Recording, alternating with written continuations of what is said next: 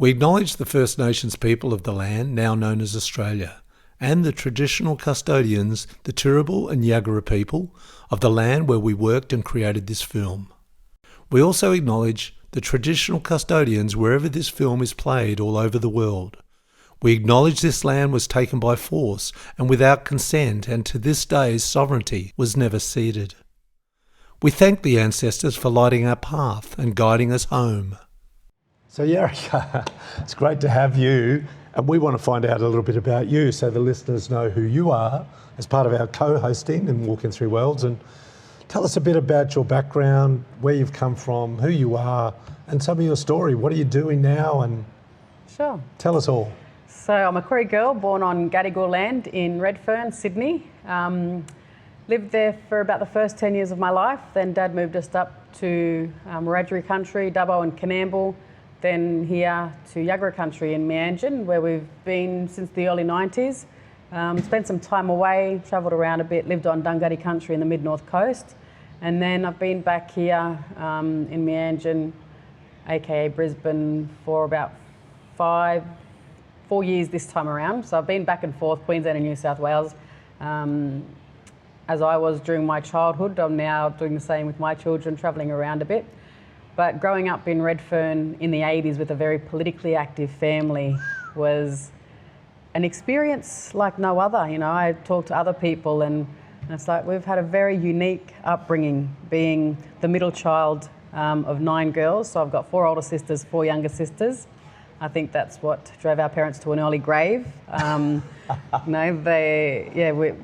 and grandparents have passed away. So that has instilled a huge sense of strength and resilience in all of us, because we all are a very tight-knit and close family unit, especially since losing, you know, our rock and our matriarch. We're very blessed to be able to have the siblings. We've got 1 brother on my dad's side still alive, 1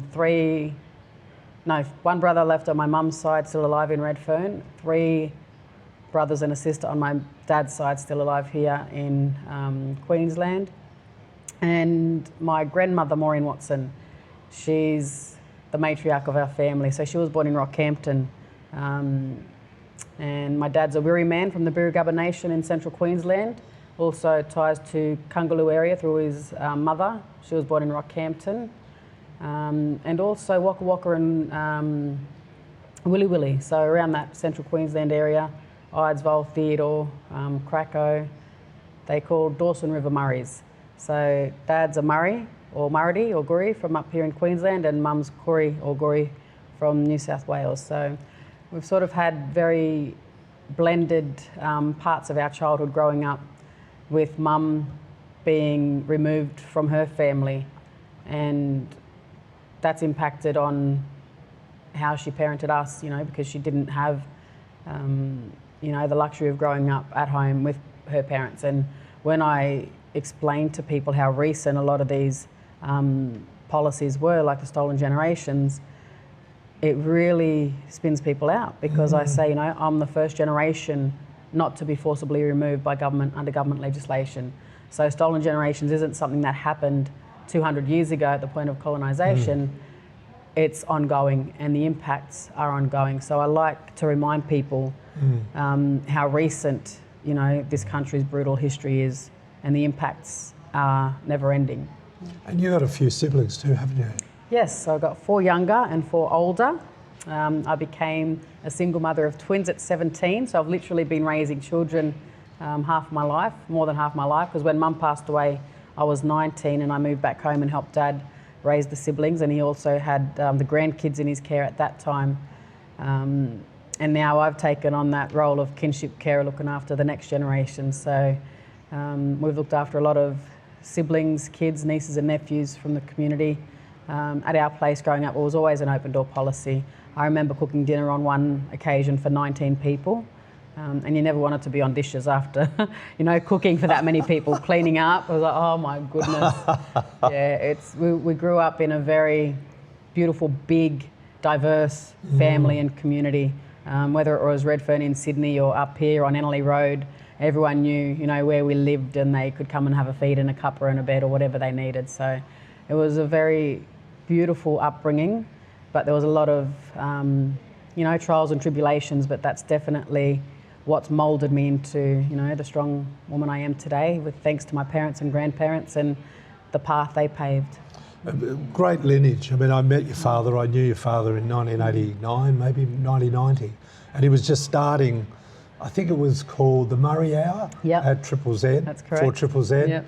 I met him coming, he was looking at getting some equipment for his new radio station, and Triple A that became, and today 98.9 FM, which is country, Murray country. What's its name? It's blended. So Dad had a very, well, it was actually, we have to acknowledge Uncle Ross Watson, who established Murray Radio with other people in the community that were really looking for us, you know, a space to be able to have a platform to share our voice.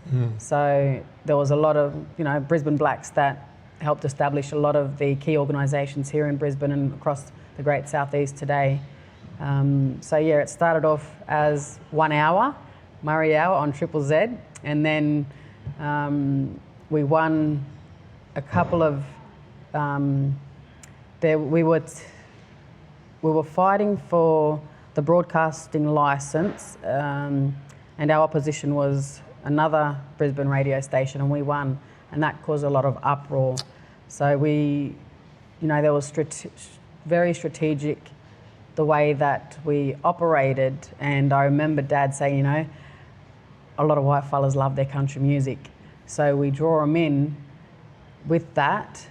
So it's a well-known country music station, but a lot of us grew up on country music, you know, mostly Charlie Pride, George Jones, Jim Reeves, Alan Jackson, Dolly Parton. So it was a way where we could play the music that they loved, but also educate them on local history and, you know, current affairs from a First Nations standpoint. So there's a good national network now. There is a very strong network, isn't there, across the country? Yep. So we come under the National Indigenous Radio Service. You've got NEMA, National Indigenous Media Association, and then BEMA, which is the umbrella for 98.9 FM, Murray Radio, and also AAA training come under the Brisbane Indigenous Media Association. But Karma was the first Aboriginal radio station in Central Australia.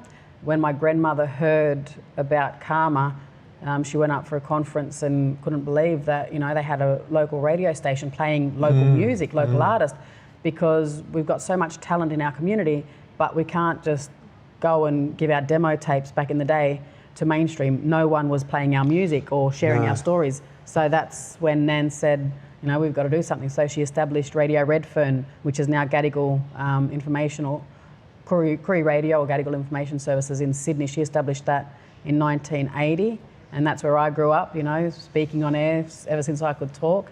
And to see how much it's grown now, we've got, you know, over 100 Aboriginal radio services across the country now. Which is, so, and then NITV as well. Yeah, we've got NITV.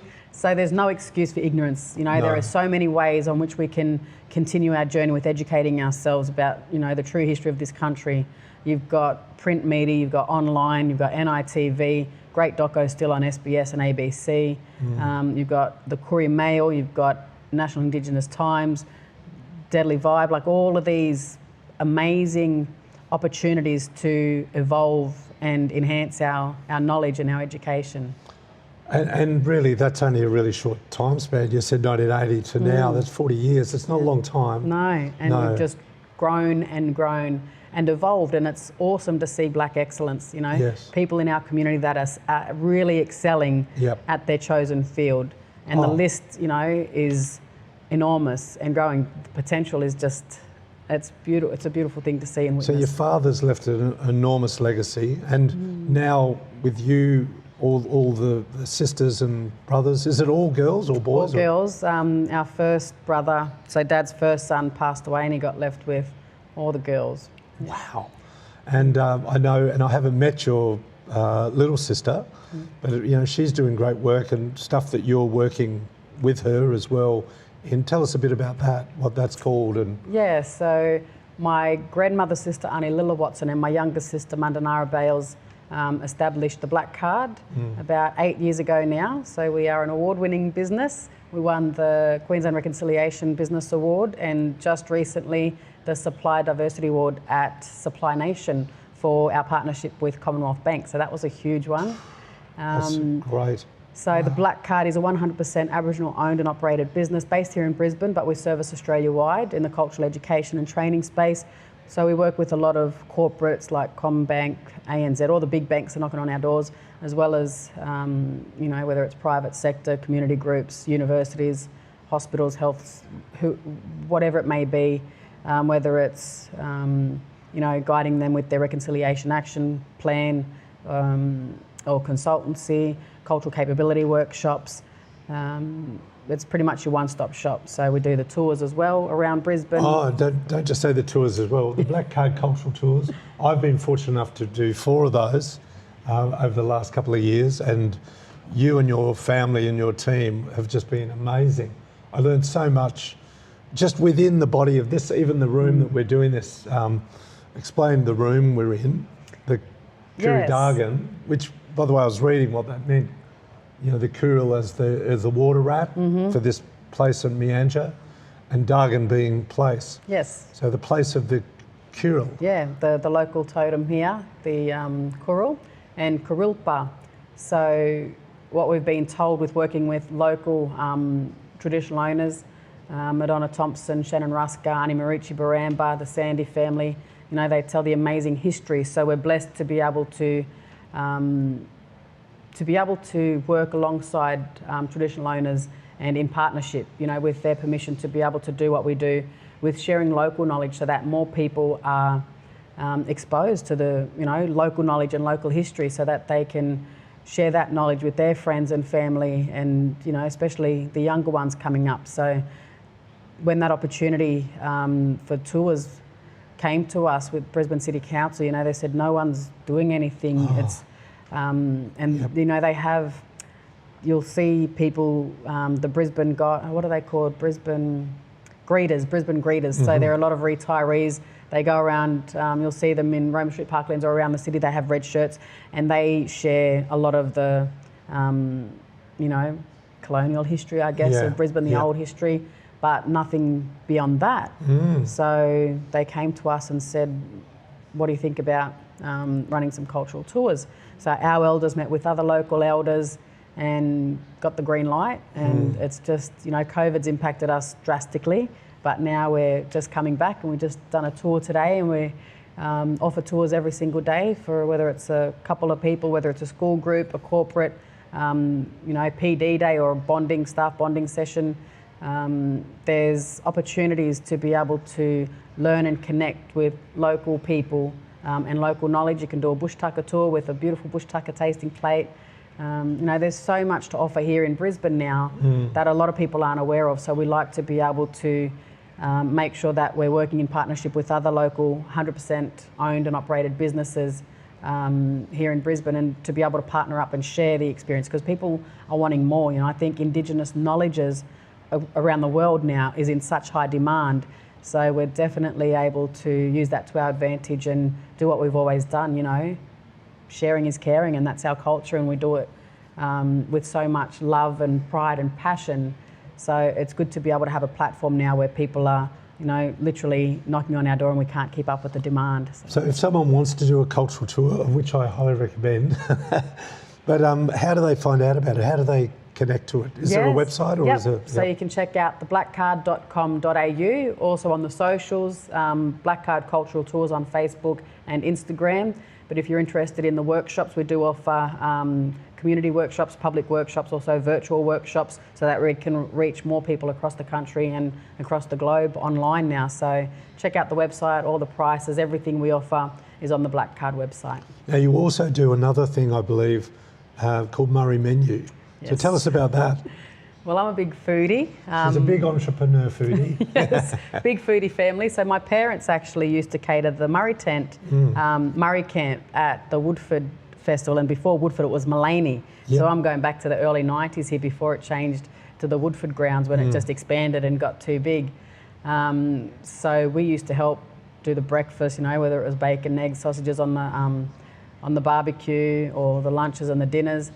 And that's where our love of food came from. Mum was like a gourmet vegetarian healthy chef, and Dad was your bush tucker kangaroo stew, you know, your goat curry, very different dynamics. So I've been blessed to be able to get the best of both worlds, and I prefer to indigenize and veganize a lot of the classic recipes. So I love to use as much local produce as I can. Otherwise I'll order from Man and Greeter Wild Foods, which is absolutely amazing. So different Aboriginal, you know, food businesses that I know are sustainable and ethical. I make sure that I support other businesses that align with our morals and values. And that's how Murray Menu was born, I guess. Just picking up where Mum and Dad left off. When they passed away, no one was doing, you know, the food for Murray Camp. And it was, if they were, it was very different, it was very bland. Whereas we cook soul food. It's with a lot of love and a lot of passion and a lot of recipes handed down through the generations. So I've just carried on with their legacy and their love for food, and I use a lot of their recipes, but I've sort of tweaked them. And although I've got their classic old recipes that, you know, would never touch, we'd make sure that they're authentic and true to Mum and Dad. There's other ones where I've been able to use more local ingredients. So yeah, Murray Menu is a Brisbane-based catering company. It's pretty much just me, my best friend, and my kids. We'll offer whole corporate packages to weddings, grazing tables. We love grazing tables. We do amazing cakes as well, sweets, savouries, small or large. We pretty much cover everything. And how do they find out about Murray Menu? So just on the socials as well. So just Murray Menu on Facebook and Instagram. Fantastic. You're amazing. And what else do you do? Is there other things, like, are you involved in, have you created any charities or anything like that? Is that? Yes, so in my spare time, not that there's much of that, we established Dental for Dwarfism when my son Quaden was born. So it was just to be able to raise awareness and educate people on the short-statured community and to learn more about a condition that not many people know about. So that came about just out of frustration because I was just sick and tired of the relentless discrimination that he would face, you know. And bullying and all the bullying. other stuff. Anytime we'd go out in public, it was becoming more and more challenging. So I created this campaign that went viral with sharing his stories, and then NITV and SBS, a lot of media from around the world, you know, started sharing our stories and asking for interviews. So that's also created a space, another platform to be able to share a much more personal side of me, I guess, with my son's journey. And I think it's a story of, you know, where people can see that we've been able to have so many struggles and so much adversity, but we've been able to use that and learn and grow and strengthen individually and as a family and also as a community. So there's a lot of work that we do around that space, whether it's workshops at schools, you know, just assembly presentations. There's Dwarfism Awareness Month every October, where we may have charity fundraisers or gala balls down the Gold Coast. We've had a lot of successful events. And again, it's been impacted this year, so it's been a bit slow the last couple of years, but we hope that we can, you know, have a much more positive experience for people of all abilities. And that's why I'm so passionate about sharing our journey to hopefully inspire and encourage and motivate other people, you know, from different backgrounds and abilities to be able to also share their stories. Because when we share our story, we take the power back and, you know, we can redefine the narrative. And I think that's really important with story. It's so important. Sometimes that's all we've got to be able to connect, you know, to anyone on any level. And we're continuing one of the most ancient traditions in the world, yarning, you know. Absolutely. And this is why I'm so honoured and blessed and grateful for having you as part of our co-hosting. You're just a very inspirational lady, and we're very honoured to have you on board.